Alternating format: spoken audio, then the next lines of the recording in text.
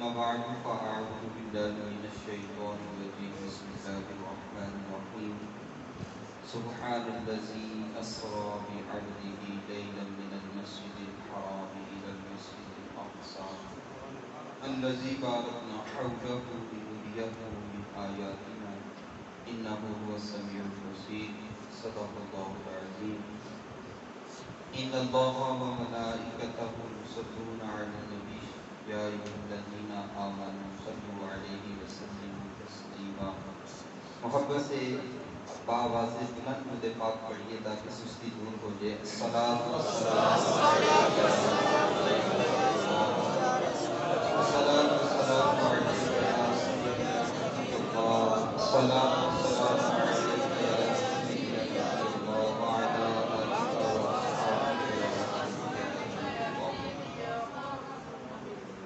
اللہ تعالیٰ کی حمد اور سرکار مدینہ صلی اللہ علیہ وسلم کی بارگاہ عالی ناز میں حدیہ عقیدت پیش کرنے کے بعد نہایت محتشم معزز قابل عزت احترام میرے نمازی بھائیوں، آج اللہ تعالیٰ کا فضل اور اس کا کرم مجھ پر آپ سب پر ہوا کہ اس نے ہمیں اپنے حبیب کے ذکر کی محفل میں شرکت کرنے کی سعادت عطا فرمائی. آج وہ رات ہے اور وہ شب ہے کہ جس شب اور جس رات کو حضور کو رب نے جاگتی آنکھوں سے اپنا دیدار عطا فرمایا.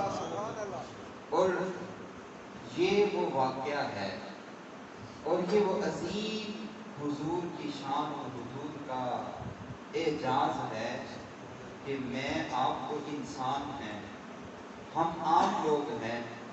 یہ وہ واقعہ ہے کہ جب رب نے اس واقعے کا ذکر فرمایا تو میرے رب نے بھی فرمایا سبحان اللہ. کیا فرمایا جی؟ اس لیے آج بطور خاص آپ نے ساتھ چلنا ہے اور بات سمجھ آئے تو سبحان اللہ اس لیے کہنا ہے کہ جب یہ بات ذکر کی تو میرے رب نے بھی فرمایا سبحان اللہ سبحان اللہ.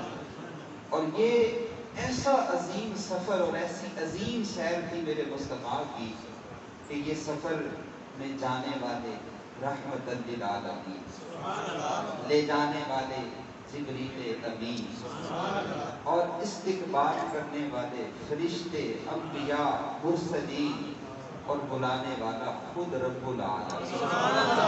یہ وہ سفر ہے کہ جس سفر کی انتہا کو بیان کیا ہی نہیں جا سکتا اور یہ وہ قرب ہے رب کا اپنے محبوب کے ساتھ کہ رب نے بھی اس قرب کی کوئی انتہا بیان نہیں کی. اور جب کوئی سوچنے لگتا ہے، عقل کے گھوڑے دوڑانے لگتا ہے تو اس کی عقل بھی کہتی ہے کہ بس بس بس، سمجھ نہیں آتی کہاں سے گئے اور کدھر چلے. حضرت فرماتے ہیں خرد سے کہہ دو، خرد کہتے ہیں عقل کو. آپ فرماتے ہیں کہ یہ جو عقل کے گھوڑے دوڑاتے ہیں ان سے خطاب کرتے ہوئے فرماتے ہیں خرد سے کہہ دو سر جھکا لے، گمان سے گزرے گزرنے والے، کسے بتائیں کدھر کو گئے تھے، کسے بتائیں کدھر کو گئے تھے. پھر آگے جا کے فرماتے ہیں سراغ عین و متا کہاں تھا، نشان کیف و ادا کہاں تھا، نہ کوئی راہی نہ کوئی ساتھی نہ سنگ منزل نہ مرحلے تھے. یہ وہ سفر ہے اور یہ وہ ببرکت رات ہے کہ جب جبریل نے بھی عرض کیا حضور لو دنوت خطوۃ، حضور اگر ایک بار کے برابر بھی میں آگے بڑھوں گا تو میرے پر جل جائیں گے. اور پھر میرے محبوب فرماتے ہیں کہ جب اس مقام پہ پہنچ کے میں نے قدم اٹھایا تو پہلے آسمان سے لے کر پہلے زمین سے لے کر پہلے آسمان تک اور آسمان سے لے کر ساتویں آسمان تک اور ساتویں آسمان سے لے کر سدرۃ المنتہا تک حضور فرماتے ہیں جتنا سفر میں نے یہ سارے مرحلوں میں طے کیا تھا، جب میرا سفر شروع ہوا تو ایک قدم میں وہ سارا طے ہو گیا. اندازہ کیجیے نا، یہ وہ رات ہے اور یہ وہ شب ہے کہ جس شب کو رب نے اپنے محبوب کو اس قرب خاص میں بلایا، اس قرب خاص میں بلایا کہ امام عبد الوہاب شعرانی طبقات کبریٰ کے اندر لکھتے ہیں کہ حضور جب اس مقام پہ پہنچے اور ذاتی سفر شروع ہوا تو حضور علیہ السلام آگے بڑھے، آواز آئی قف یا محمد صلی اللہ علیہ وسلم ان ربک یصلی، اے محمد صلی اللہ علیہ وسلم ٹھہر جائیے، آپ کا رب آپ پر صلاۃ پڑھ رہا ہے۔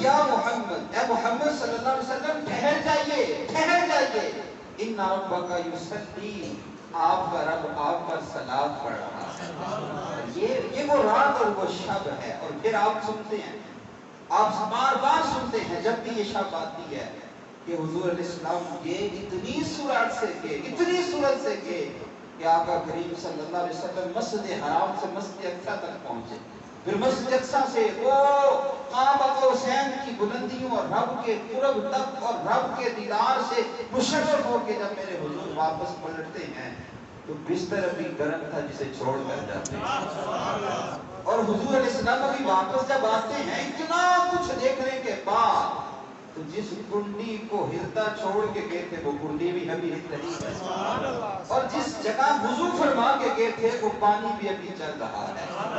اب پھر عقل کہتی ہے کہ یہ کیسے ممکن ہے، یہ کیسے ہو سکتا ہے کہ اتنا وقت اتنی دور چلے گئے، رب کے قرب خاص میں پہنچ کے سب کچھ دیکھ آئے، لیکن پھر بھی بستر کیسے گرم ہے۔ بلکہ میں آج پڑھ رہا تھا کہ حضور علیہ السلام جب گئے تو جس براق پہ میرے حضور بیٹھ کے تشریف لے گئے تو وہ براق پہ بیٹھے ہوئے حضور کا امامہ ایک شاخ سے ٹکرایا، جب واپس آئے تو وہ شاخ بھی ابھی ہل رہی تھی، وہ شاخ بھی ابھی ہل رہی تھی۔ کیسے ہو گیا؟ عقل کہتی ہے کہ نہیں یہ ممکن نہیں ہے، عقل میں تو نہیں آتا، یہ کیسے ہو جاتا ہے؟ میرے اعلیٰ حضرت بہت پہلے جواب دیں گے۔ آپ فرماتے ہیں کہ یہ سب کچھ اس طرح ہو جاتا ہے کہ آپ فرماتے ہیں تم اپنے اوپر غور کر کے دیکھو، اپنے جسم پر غور کرو، تو یہ ہماری روح ہے نا، روح جب یہ روح نکل جاتی ہے تو آپ حرکت نہیں کر سکتے، آپ حرکت بھئی جب آپ دیکھیے نا، بات سمجھیے گا کہ جب کہتے ہیں خدا بندہ مر گیا ہے تو مجھے بتائیے کیا اس کا جسم غائب ہو جاتا ہے؟ جسم تو ادھر ہی ہوتا ہے نا، جو صبح خود غسل کرتا ہے جب اس کی روح نکل جاتی ہے تو شام کو وقت غسان اس کو ہاتھ میں پکڑ کے غسل دیتا ہے، اب اس کا جسم تو وہیں پر ہے، جو جہاں صبح بیٹھا تھا بھی وہیں ہے، شام کو بھی وہیں ہے، اسی جگہ ہے، لیکن اس کی روح نکل گئی، جب روح نکل گئی تو اس کا جسم وہیں پہ ٹھہر گیا جہاں تھا، اب جسم کے اندر حرکت نہیں ہوتی۔ اعلیٰ فرماتے ہیں میں تمہیں بتاتا ہوں کہ معراج کی رات ہوا کیا تھا۔ وہ فرماتے ہیں وہ جو نہ تھے تو کچھ نہ تھا، وہ جو نہ تھے تو کچھ نہ تھا، اور وہ جو نہ ہو تو کچھ نہ ہو، ارے جان ہے وہ جہان کی جان ہے تو جہان۔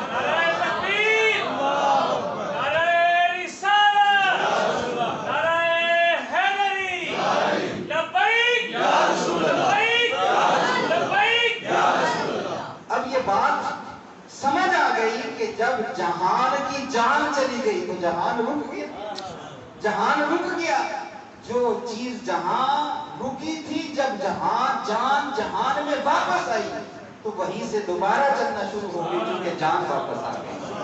میرے مصطفیٰ ساری کائنات کی جان ہے، اور یہ حقیقت ہے کہ وہ جو نہ تھے تو کچھ نہ تھا، وہ جو نہ ہو تو کچھ نہ ہو، ارے جان ہے وہ جہان کی جان ہے تو جہان ہے۔ تو رب فرماتا ہے سبحان اللہ، سبحان الذی اسری بعبدہ لیلا من المسجد الحرام الی المسجد الاقصی۔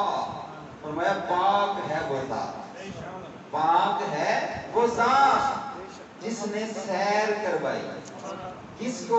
بعبدہ، اپنے بندے خاص کو، لیلم، رات کے تھوڑے سے حصے میں، رات کے تھوڑے سے حصے میں، کہاں سے؟ من المسجد الحرام الی المسجد الاقصی، مسجد حرام سے لے کر مسجد اقصی تک، الذی بارکنا حولہ، فرمایا وہ مسجد اقصی جس کے ارد گرد کے ماحول کو ہم نے برکت والا کر دیا۔ یہ سیر کیوں کروائی؟ لِنُرِيَهُ مِنْ آیاتنا، تاکہ محبوب کو اپنی قدرت دکھائیں، تاکہ محبوب کو اپنی قدرت، اپنی نشانیاں دکھائیں، جتنی نشانیاں دکھائیں، جتنی دکھا سکیں، جتنی دکھا سکیں۔ اور دکھانے والا کون ہے؟ اللہ۔ اور دیکھنے والے کون ہیں؟ مصطفیٰ۔ نہ دکھانے والے کی شان میں کوئی کمی ہے، نہ دیکھنے والے کی شان میں کوئی کمی ہے۔ میں وہ پاک ہے وہ ذات جس نے اپنے بندہ خاص کو رات کے تھوڑے سے حصے میں سیر کروائی، اور وہ مسجد حرام سے مسجد اقصیٰ تک پہنچے، اور اس مسجد اقصیٰ تک پہنچے جس کے پورے ماحول کو ہم نے برکت والا کر دیا، اس لیے سیر کروائی تاکہ محبوب کو اپنی نشانیاں دکھائیں۔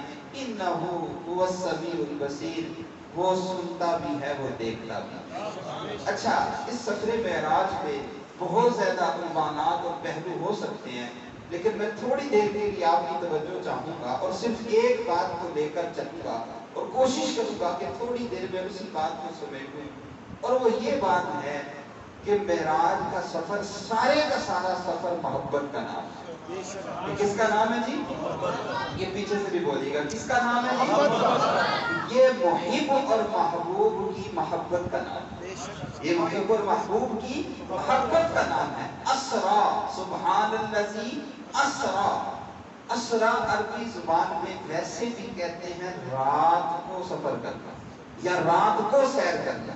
کس کو کہتے ہیں جی؟ سارے بولیے گا، کس کو کہتے ہیں؟ اسرا کا مطلب ہوتا ہے رات کو سیر کرنا۔ جب اسرا سے یہ بات سمجھ آ گئی تھی تو پھر اللہ تعالیٰ نے آگے پھر فرما دیا، سبحان الذی اسرا بعبدہ لیلا، پاک ہے وہ ذات جس نے رات کو سیر کروائی، اور پھر آگے فرما دیا لیلا، رات کو سیر کروائی۔ تو جو عربی گرامر سمجھنے والے ہیں یہ بات سمجھ سکتے ہیں کہ لیلا کے اوپر جو دو زبریں آئی ہیں نا، دو زبریں، یہ تنوین زبروں کی ایک قسم ہوتی ہے جسے قلت کے لیے استعمال کیا جاتا ہے، کمی کے لیے۔ اللہ تعالیٰ نے پہلے رات کا ذکر کیا جس سے یہ بات سمجھ آئی کہ رات کو سیر ہوئی۔ اب کسی کے ذہن میں سوال آ سکتا تھا کہ پوری رات سیر کی ہوگی، 2 راتیں سیر کی ہوگی، کئی راتیں سیر کی ہوگی۔ فرمایا نہیں، لیلا، رات کے تھوڑے سے حصے میں، رات کے اتنے تھوڑے حصے میں، اتنے تھوڑے حصے میں کہ جو سمجھ گئے وہ تو سمجھ گئے، لیکن جن کو سمجھ نہیں آئی وہ آج تک مغالطے میں پڑے ہیں اور کہتے ہیں نہیں وہ تو ایک خواب تھا، وہ تو ایک خواب تھا۔ اتنے تھوڑے حصے میں فرمایا دیکھو اندازہ لگا لو، یہاں تک کہ حضرت عائشہ رضی اللہ عنہا فرمانے لگی ما فقد جسد رسول اللہ صلی اللہ علیہ وسلم لیلۃ المعراج، لوگوں کیا بتاؤں کہ کتنی جلدی واپس آ گئے تھے، بس ایسا لگتا تھا کہ حضور اپنے بستر سے اٹھے ہی نہیں ہیں، حضور اپنے بستر سے اٹھے ہی نہیں ہیں، یہ کیسے ہو گیا؟ فرمایا یہ عقل والوں کو سمجھ نہیں آتی، یہ عشق والے ابو بکر کو سمجھ آتی ہے۔ دیکھیں نا، یہی فرق تھا نا ابو جہل اور ابو بکر میں۔ ابو جہل جس کو عرب والے کہتے تھے ابو الحکم، جب میرے آقا کریم صلی اللہ علیہ وسلم معراج کی رات آئے تو میرے رب کی قدرت حضرت ام ہانی کے گھر سے صبح جانے لگے، فرمایا ام ہانی رات میں نے خواب میں ایک عجیب منظر دیکھا، اور پھر اس کی حقیقت جب دیکھی تو واہ واہ کیا دیکھ کے میں آیا۔ حضرت ام ہانی رضی اللہ تعالیٰ نے حضور کا دامن پکڑ لیا اور عرض کی حضور آپ کا لوگ یقین نہیں کریں گے، آپ کسی کو نہ بتائیے گا۔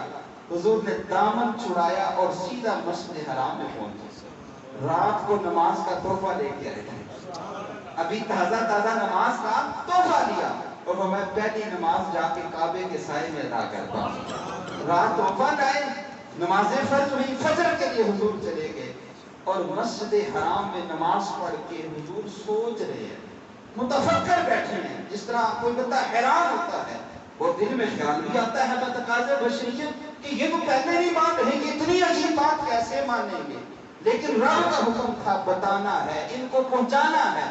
اب ابو جہل وہ سب سے بڑا بدبخت شخص اس نے دیکھا، اور آپ کے وہ ہمیشہ شروع میں رہتا تھا کہ کوئی موقع ملے مجھے پروپیگنڈا کرنے کا، تو اس نے کہا اے محمد صلی اللہ علیہ وسلم کیا ہوا؟ بڑے حیران ہو۔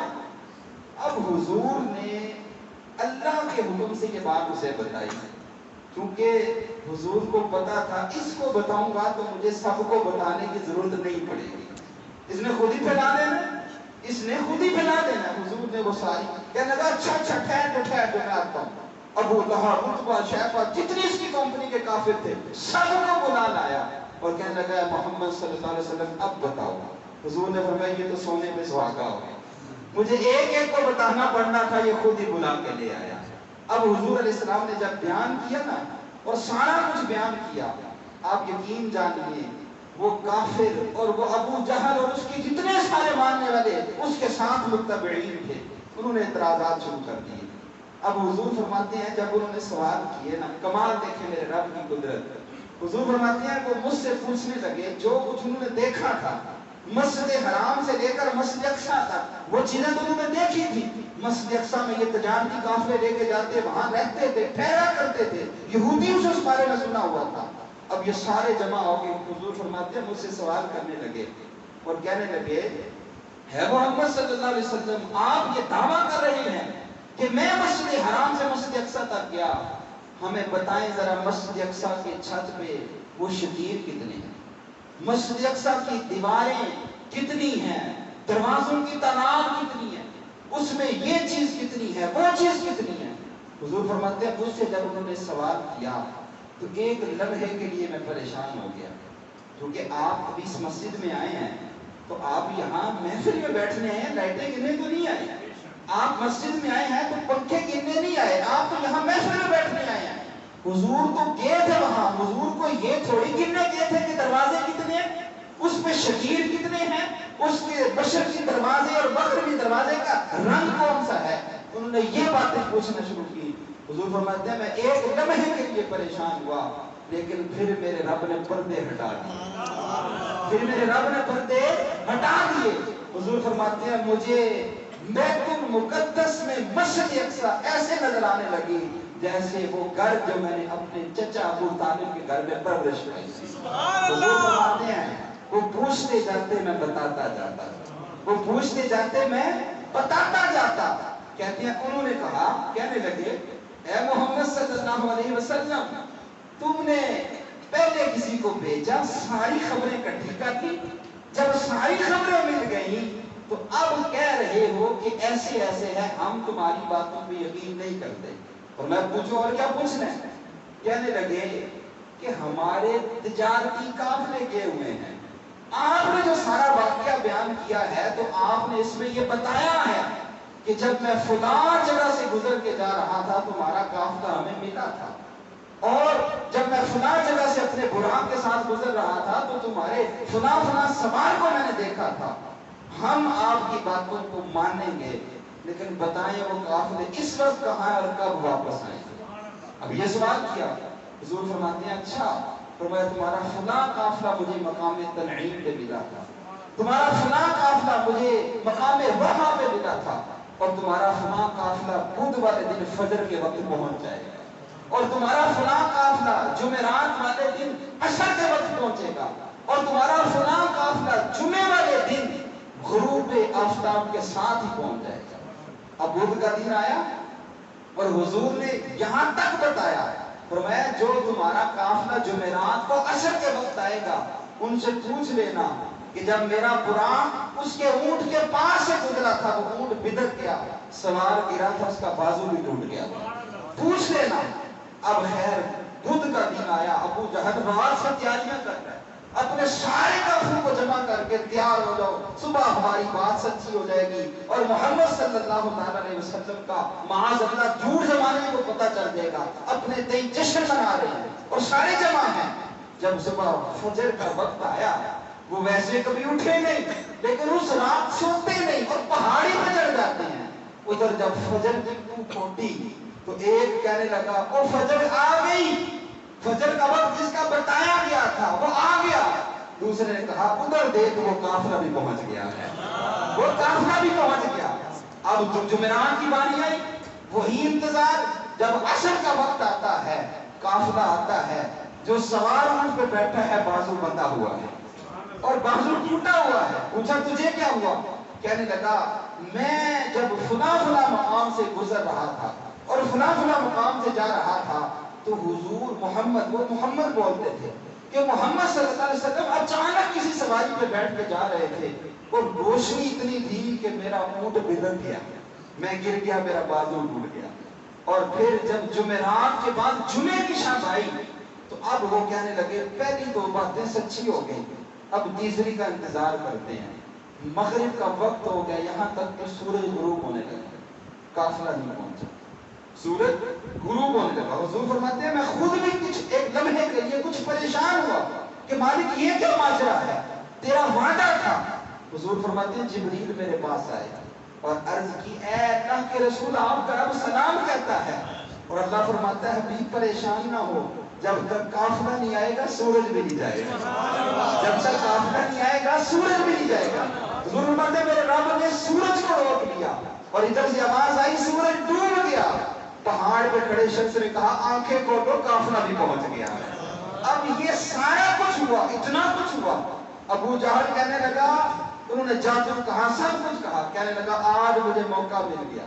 ایک ہے عقل والے اور ایک ہے دل والے. عقل کے سودے کچھ اور ہیں، دل کے سودے کچھ اور ہیں. ابو جہل کہنے لگا آج مجھے موقع مل گیا. کیا موقع ملا؟ آج میں اس کے سجن، اس کے بیٹی ابو بکر کو دور کر دوں گا. اب رب کی قدرت، حضور پہلے حضرت ابو بکر صدیق کو بھی بتا سکتے تھے، حضور حضرت ابو بکر صدیق کو بھی بتا سکتے تھے، لیکن نہیں. علماء نے وہ ساری وجوہات لکھی کہ ابو جہل تک یہ بات خاص حکمت کے تحت پہنچی تھی. حضور علیہ السلام کے یار کے پاس ابو بکر صدیق رضی اللہ تعالیٰ کے پاس پہنچتا ہے. ابو جہل کہنے لگا اے ابو بکر، اے ابو بکر. ہاں کیا ہوا؟ کہنے لگا پتہ ہے تیرے سجن نے کیا لفظ بولا ہے؟ یہی وہ کہا کرتے تھے بیلی، یار، سجن. تیرے یار نے کیا بات کی ہے؟ حضرت ابو بکر صدیق فرمانے لگا نہیں مجھے نہیں پتا کیا بات کی ہے. اس نے وہ سارا کچھ کہا، سارا کچھ کہا. تو حضرت ابو بکر صدیق کو اب وہ چہرے کو، جسے کہتے ہیں نا کہ چہرے کے تاثرات، وہ دیکھنا چاہتا تھا کہ ابھی جواب آئے گا کہ نہیں میں نہیں مانتا. جب اس نے ساری بات بیان کی حضرت ابو بکر صدیق فرمانے لگے اس میں کیا عجیب ہے، اس میں کیا عجیب ہے، یہ تو کچھ بھی نہیں. اس نے کہا تجھے کیا ہو گیا، تو مجنون ہے، عرب کا سب سے دانا شخص تھا، تجھے کیا ہو گیا؟ حضرت ابو بکر صدیق فرمانے لگے یہ تو کچھ نہیں ہے. جب ہم نے رب کو بن دیکھے ان کے بتانے سے مان لیا تو جو یہ کہتے ہیں یہ کیسے نہ مانے، یہ کیسے نہ مانے. اب ایک نے عقل سے سوچا تو وہ ابو حکم سے ابو جہل بن گیا، اور ایک نے عشق مصطفیٰ میں ڈوب کے سوچا تو وہ ابو بکر صدیق بن گیا. بس یہ بات سمجھ لیجئے کہ یہ دل والوں کی بات ہے، یہ عقل کی بات نہیں ہے. فرمایا سبحان الذی اسریٰ بعبدہ. اور پھر دیکھیں یہ جو حضور علیہ السلام کو رب نے سیر کروائی ہے نا، سیر اسریٰ بعبدہ، جو سیر کروائی ہے، یہ سیر اتنی پر لطف ہے، اتنی پر لطف ہے کہ اس لفظ اسریٰ میں بھی حضور اور رب کی محبت کی جھلک نظر آتی ہے. وہ دیکھیے گا کیسے. دیکھیں ایک ہوتا ہے سفر کرنا. کیا ہوتا ہے جی؟ یہ پیچھے سے ذرا آواز آئے گی تو مجھے پتا چلے گا توجہ. کیا ہوتا ہے جی؟ سفر کرنا. سفر جو ہے نا، سفر، وہ سفر جو ہوتا ہے اس کے کئی مقصد ہوتے ہیں. سفر کے کئی مقصد ہوتے ہیں. بندہ سفر کرتا ہے تجارت کے لیے، سفر کرتا ہے کسی کام کے لیے، لیکن سیر ہمیشہ، سیر ہمیشہ، سیر ہمیشہ یہ کسی اور مقصد کے لیے کی جاتی ہے. اس کا مقصد کچھ اور ہوتا ہے. وہ مقصد کیا ہوتا ہے کہ سفر بندہ کرے اور کاموں کے لیے، لیکن جب سیر کرتا ہے تو سیر کرتا ہے محبت کی وجہ سے، سیر کرتا ہے پیار کی وجہ سے. اور پھر جب بندہ خود سیر کرے، خود سیر کرے تو خود جو سیر کی جاتی ہے وہ ہو سکتا ہے چہل قدمی کے لیے ہو سکتا ہے طبیعت کو تر و تازہ رکھنے کے لیے ہو. لیکن جب کوئی سیر کرواتا ہے، کوئی سیر، تو وہ سیر جب کوئی کروائے تو وہ محبت کے بغیر نہیں کرواتا. فرمایا سبحان الذی اسریٰ بعبدہ، پاک ہے وہ ذات جس نے اپنے بندہ خاص کو سیر کروائی، بندہ خاص کو سیر کروائی. فرمایا یہ سیر کروانا محبوب میری اور تیری محبت کی دلیل ہے. اور آپ دیکھیے اصل میں یہ معراج کا واقعہ پیش کب آیا تھا، یہ بات سمجھ لیجئے گا اور اس کو یاد بھی رکھیے گا. جب اعلان نبوت کے 11 سال گزر چکے تھے. کتنے جی؟ حضور علیہ السلام نے نبوت کے اعلان کے بعد ٹوٹل 23 سال زندگی گزاری ہے. 23 سال. 13 سال حضور نے گزارے ہیں مکے میں اور 10 سال گزارے ہیں مدینے میں. 13 اور 10 ملا کے کتنے بنتے ہیں؟ 23 سال.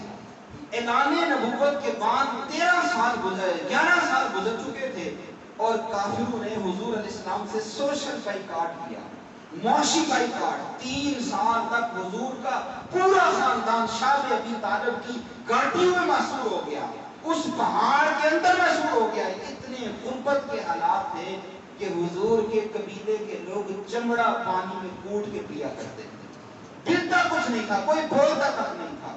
ادھر شاہ ابی طالب سے باہر آئے سیدہ خدیجہ کبریٰ رضی اللہ تعالی عنہا، حضور کی پیاری ترین زوجہ، ان کا بھی انتقال ہو گیا. چچا ابو طالب جنہوں نے بچے کی طرح پالا تھا، پرورش کی تھی، ان کا بھی انتقال ہو گیا. اب دل غموں سے چور ہے، دل ٹوٹا ہوا ہے، کوئی سننے کو تیار نہیں ہے، کوئی ماننے کو تیار نہیں ہے، لوگ سوشل بائیکاٹ کر رہے ہیں. رب نے پہلے بھی جب بھی کوئی غم آتا تھا، جب بھی کوئی تکلیف آتی تھی تو اللہ تعالیٰ فرماتا تھا وَاصْبِرْ لِحُکْمِ رَبِّکَ، اے میرے سونے صبر کر لو. وَاصْبِرْ لِحُکْمِ رَبِّکَ، اے میں قرآن کا ترجمہ کر رہا ہوں، میرے محبوب صبر کر لو. فَإِنَّكَ بِأَعْيُنِنَا، محبوب تم تو ہر وقت میری نگاہوں کے سامنے رہتے ہیں. وہ رب نگاہوں سے پاک ہے، وہ جسم سے مکان سے پاک ہے، لیکن فرمایا محبوب جب بھی کوئی غم آتا ہے صبر کرو. فَإِنَّكَ بِأَعْيُنِنَا، اے میرے حبیب تم میری آنکھوں کے سامنے رہتے ہو جیسے اس انسان کے لائق ہے.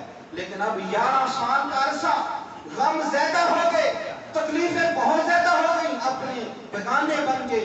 جو بہت قریبی تھے وہ دنیا سے چلے گئے. اب دل جب غموں سے ٹوٹا ہوا تھا اور دل جو ہے وہ ایک غموں کا مرکز بنا ہوا ہے، رب نے فرمایا محبوب پہلے تیرے دل کو تسلی دیتے تھے پیغام بھیج کر، پہلے تیرے دل کو تسلی دیتے تھے پیغام بھیج کر، لیکن محبوب آجا پہلے پیغام کے ذریعے سکون دیتے تھے، آج تیرے دل کو اپنے دیدار کے ذریعے سکون دیتے ہیں.